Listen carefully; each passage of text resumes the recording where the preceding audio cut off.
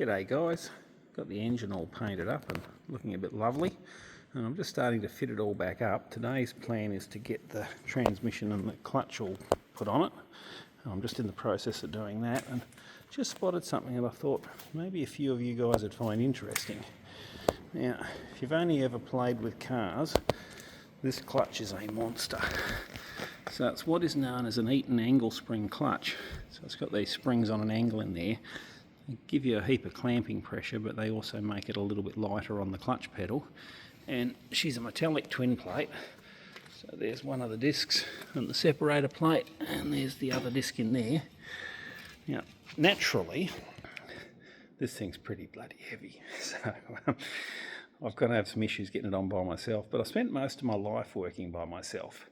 So I've got a cunning plan. So what I'm going to do is just assemble the whole clutch on the end of the crowbar there and slide it forward and put the jack stand under the far end of the crowbar, and then I should be able to just slide the whole lot together and get it on there and get a few bolts in there. And the other thing I've noticed is it's a relatively young clutch from when the truck was rebuilt that it came out of, but when they assembled it up, they never lubricated this bush in there, so that's been running dry.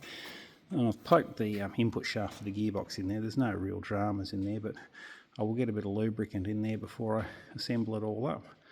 So yeah, just a few little interesting little bits and pieces, and hopefully come the end of today we'll have the transmission on the engine and most of it ready to do. Oh, I've got another little drama too that just annoyed me. When I went to paint it, there was a little bit of paint, a bit of oil bled through the paint on the oil pan, but guess what? She's got a little hairline crack in there, and that's where my mystery oil leak on the side of the engine was. I suspected the compressor was leaking, but I would say it was just that crack there, and the oil's been blowing around.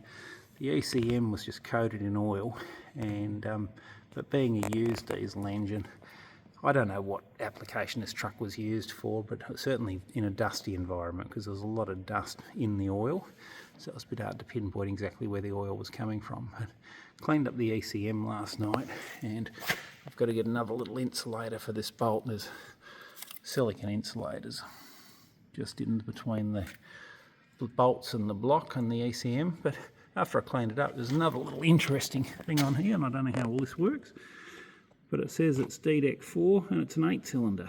So I don't count 8 cylinders in an inline 6, so it was working, so we'll just leave it all alone and hope for the best. So yeah, super short one guys, we'll talk to you soon.